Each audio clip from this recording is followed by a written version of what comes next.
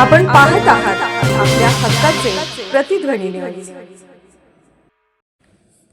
मिरजेत 2 दिवस पाणीपुरवठा बंद राहणार।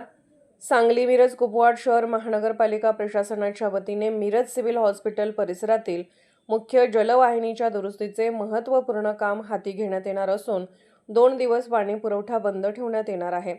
मिरज सिव्हिल हॉस्पिटल गेटजवळ जुन्या निमजगा टाकीला पाणी पुरवठा करणाऱ्या 100 HP पंपाच्या पाईपलाईनला मोठी गळती आढळून आली आहे।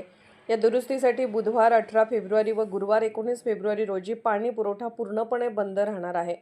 या कालावधीत संजय गांधीनगर, म्हाडा कॉलनी, पूर्व म्हाडा कॉलनी, सिव्हिल हॉस्पिटल परिसर तसेच मिशन हॉस्पिटल परिसर या भागांना फटका बसणार आहे।